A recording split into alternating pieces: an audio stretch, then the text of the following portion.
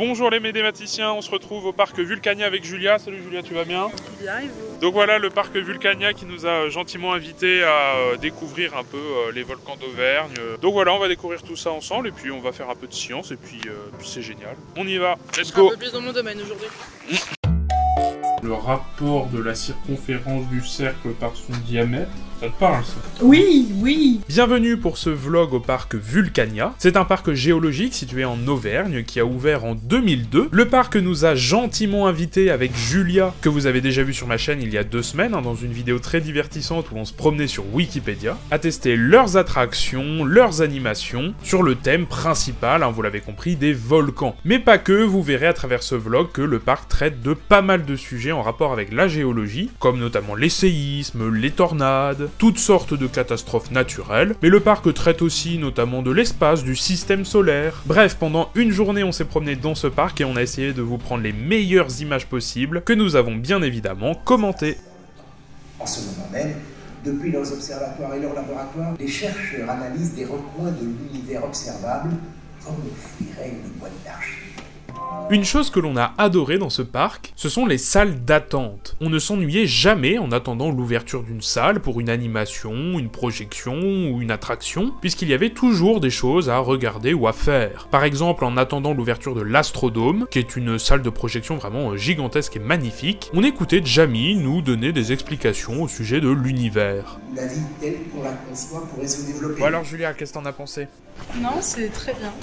Ce qui est cool, c'est surtout la sensibilisation à l'environnement à la fin. Sensibiliser dès le plus jeune âge. Donc pour résumer, parce qu'on n'a pas pu trop filmer, on vient d'assister à un film d'animation qui est franchement super cool pour les enfants. Ça a duré à peu près 25 minutes. Et le speech, c'est simplement 2 écureuils qui cherchaient des noisettes dans le ciel. Oui, des super noisettes. Ça apprend de manière éducative le système solaire. Ouais, oui. Comment il est composé, les types de planètes qu'on a, le pourquoi du comment qu'elles ne sont pas habitables. Et ce qui est bien, c'est qu'ils abordent également les planètes des autres systèmes, donc exoplanètes. Et moi, franchement, j'ai découvert des choses aussi sur les planètes du système solaire, sur comment ça fonctionnait, l'atmosphère, les gaz, même. C'était quoi? C'était Neptune qui a du gaz toxique? Non, je sais plus. Mercure. Ah, c'était Mercure, oui, c'est ça. Je crois. Bah, la meilleure façon de vérifier, c'est d'y aller. C'est le moment pour nous, pour Julia, de tester une petite montagne russe. Faut être honnête, le site est quand même beau. Et comme tout va bien sur le chemin, on a même croisé un dinosaure. Coucou toi. Tu dis pas bonjour. Oh, il a des œufs. Je viens avec toi pour te soutenir psychologiquement. Parce que je sens que t'as peur. Non, puis moi je le fais pas parce que... en fait, c'est pour les bébés, quoi. C'est vraiment comme t'as dit, en fait, il est vraiment pas très violent. Bon, et comme à chaque fois, avant de pouvoir monter dans le wagon, on nous fait attendre dans une pièce thématique. Ici, le thème, c'était les séismes. Ah ouais. Ah, ça va trembler, là, tu crois? Ah oui, c'est vrai. Je vous le confirme. Vous inquiétez pas, vous Ah oui, il tombe, ouais. On nous a dit en venant, eux ils m'ont dit là, oui, on va tomber. Oui, ça peut se faire. Donc en gros, là, ce que j'avais compris, c'est que sur la plateforme sur laquelle on attendait, bah, elle allait se mettre à tomber d'un coup, donc en gros qu'on allait tous mourir. C'est alors que je me suis dit, chouette, je suis très heureux d'avoir accompagné Julia dans cet endroit. Grams number centuries later.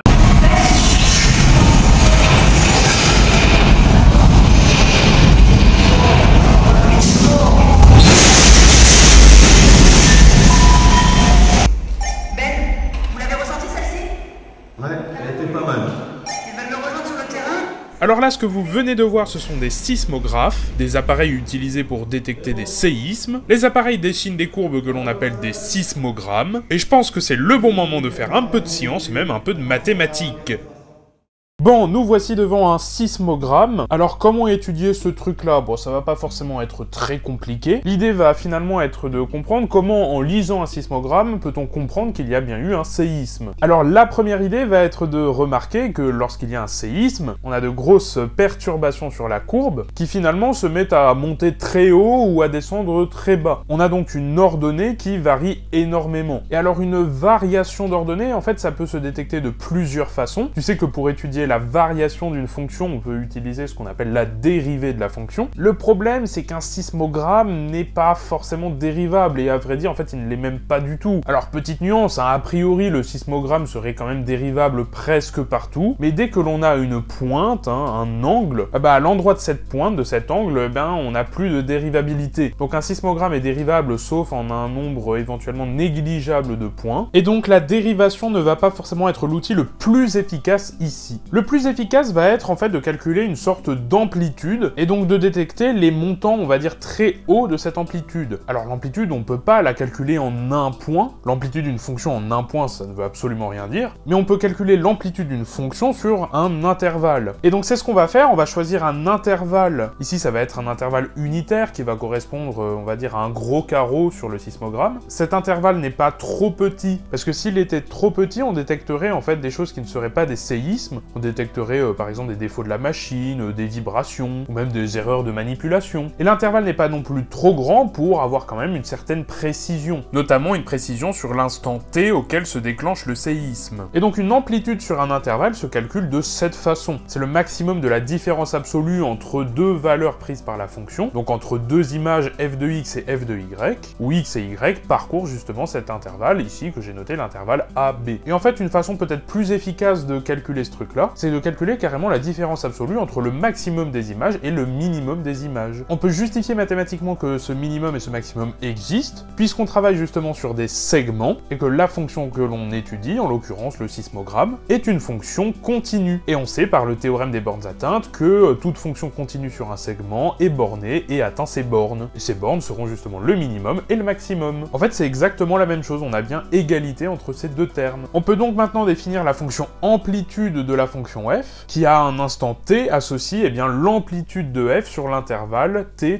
plus 1. Et donc maintenant, on peut détecter des séismes sans qu'il y ait trop d'erreurs. On peut par exemple stipuler qu'il y a eu un séisme à l'instant t0 lorsque amp indice f de t0 est supérieur ou égal à 2. Alors il y a toujours des petites erreurs qui peuvent se glisser là-dedans, comme justement de petites vibrations. Et donc pour essayer de combler encore plus ces potentielles erreurs, on peut tenir compte de la durée d'un séisme. Un séisme, ça dure a priori longtemps. Du moins les vibrations du séisme vont être ressenties pendant un certain temps. On peut donc vérifier que l'amplitude de la fonction f sur un petit intervalle est supérieure ou égale à 2, mais pendant une durée qui est plus longue que la taille de cet intervalle. Parce que si on a une toute petite secousse, cette fonction d'amplitude va détecter cette secousse pendant le temps de l'intervalle, c'est-à-dire pendant une unité de temps. Il faudrait donc détecter ces secousses pendant, on va dire, au moins 2 unités. Et ça va se détecter grâce à une intégrale. Et l'intégrale, la voici. L'intégrale entre t0 et t0 plus 2 de l'amplitude de f de t dt. Lorsqu'il y a un séisme à l'instant t0, ce truc-là doit être supérieur ou égal à 4. Alors pourquoi entre t0 et t0 plus 2 ? Je l'ai dit, l'idée c'est de s'intéresser cette fois-ci à un intervalle de longueur 2 pour détecter une durée dans les secousses, une durée qui doit être plus grande que la durée de détection de la fonction d'amplitude. Et alors pourquoi ça doit être plus grand que 4 ? Vu qu'on a multiplié par 2 la taille de l'intervalle, on multiplie également par 2 la valeur à partir de laquelle on détecte le séisme. Et vu que tout à l'heure la détection se faisait à partir de 2, ici ça fait 4, vu qu'a priori on sait que 2 fois 2, 4.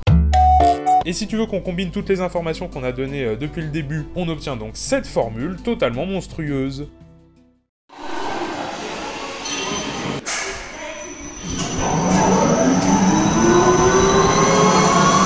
Je suis bien content de pas faire ça. C'est pas fait pour moi ce genre de truc, clairement pas. J'entends les cris, ça fait peur. Sur le chemin du retour du roller coaster, on se rend compte à quel point le parc est super bien entretenu, puisqu'on croise carrément un robot tondeur. Non mais sérieusement, qu'est-ce qu'il fout là? On a ensuite visité la forêt des dragons. On entre dans un endroit lugubre. Bonjour toi. Julia, j'ai pas trop compris pourquoi les dragons avaient un rapport avec les volcans. C'est pas un rapport avec les volcans directement, mais de près ou de loin, c'est un rapport avec, en fait, il faut savoir qu'à l'époque, du temps de toutes les créatures mythologiques et autres, l'homme ne savait pas expliquer de façon scientifique ce qu'on peut expliquer aujourd'hui avec tous les outils qu'on a. Et donc en fait, il l'expliquait à travers des créatures mythologiques. Et le dragon est l'une de celles qu'on retrouve le plus souvent, parce que dans certaines cultures, on l'accuse de tsunami, dans d'autres, on l'accuse des feux de forêt, dans d'autres encore, ça va être les volcans. Souvent, c'est soit un dragon en colère, ou alors trop heureux. Je crois que j'ai déjà lu des légendes comme ça. Ou des dragons qui éternuent, visiblement. Ou des dragons qui éternuent. Mais ça, il faut venir voir Hachu à Vulcania pour connaître ça. Oui, parce que quelques minutes auparavant, on a assisté à un nouveau film d'animation qui était diffusé en plein air. C'est vrai que le dragon fait partie à part entière de beaucoup d'histoires, de mythologie, de manière dont on pouvait expliquer les hommes à l'époque. C'est quelque chose d'assez simple. Globalement, c'est un gros lézard qui fait du feu ou qui fait beaucoup de choses. Ou des gros séismes. Donc, ou des éruptions. Ou des éruptions. On a ensuite participé à un jeu interactif avec Sabine de C'est pas sorcier. Se précipiter dans l'escalier pour évacuer l'immeuble.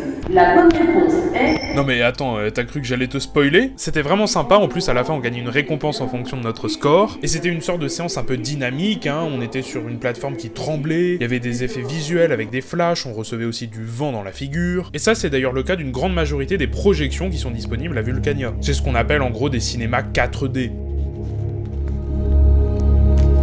Bon, là, on est en train de survoler la chaîne des puits, et on est actuellement sur des plateformes qui tournent en même temps que les mouvements de la caméra.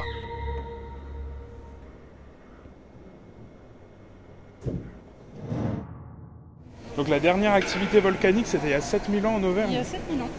C'était assez récent. Qu'est-ce que Ce qui signifie que 7000 ans, ça veut dire que c'est pas un volcan mort. J'étais persuadée que c'était le cas.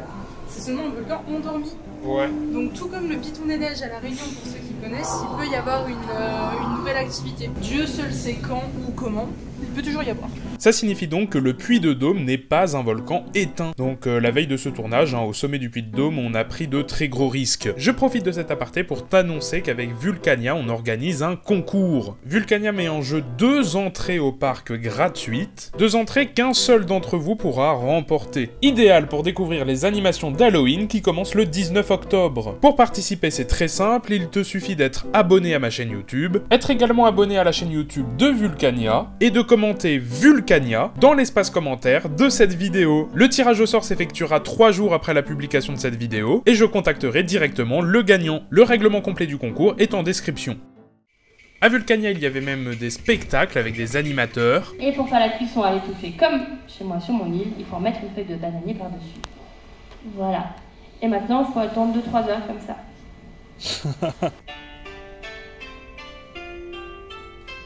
Konnichiwa. Bonjour à tous. Vous allez bien? Oui. Le spectacle s'est terminé par une danse collective de la pluie. Merci d'ailleurs au monsieur dans le public qui a accepté de filmer ça. Ils sont pas très en rythme, hein, ceux qui tapent dans le public, hein, je dis ça, je dis rien. Hein. Bon, on va essayer de tourner dans l'autre sens. Est-ce que ça va faire tomber la pluie? Merci à tous d'avoir joué le jeu, la pluie est en train de tomber, j'espère qu'elle tombe dehors aussi, merci à tous. On a ensuite pris notre temps dans les nombreuses expositions libres.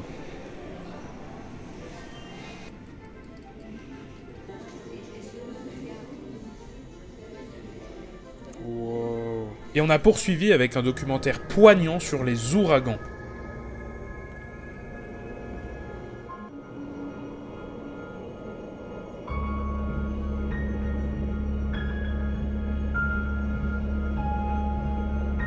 After some complications.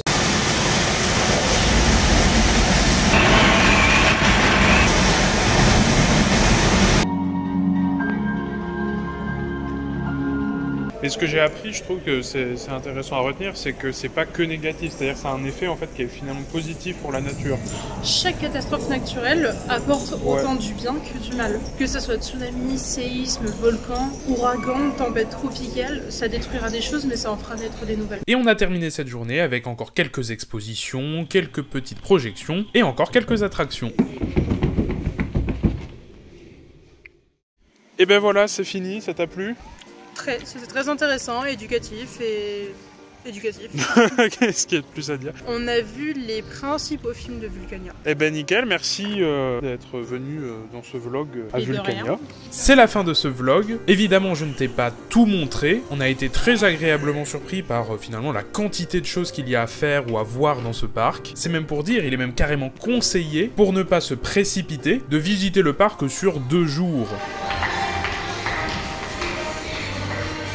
Je te mettrai aussi dans la description un dossier avec quelques images inédites de notre journée à Vulcania. Un grand merci à Vulcania de nous avoir invités pour cette journée. N'oublie pas que l'on organise un concours pour remporter 2 entrées gratuites à Vulcania. Pour participer, abonne-toi à ma chaîne et à celle de Vulcania. Tu écris Vulcania en commentaire. Tirage au sort dans quelques jours. Pour me soutenir financièrement, n'oublie pas que tu peux me faire un don sur Tipeee et ainsi avoir accès à quelques avantages. Et tu peux aussi acheter l'un de mes t-shirts dans la Médé boutique. D'ailleurs, pour fêter le premier anniversaire de la fin du faux clash humoristique avec Axel Arnaud, j'offre pendant quelques jours 7 € de remise sur le t-shirt commémoratif. Merci évidemment à Julia d'avoir participé à ce vlog, et quant à moi je te dis à la prochaine, salut!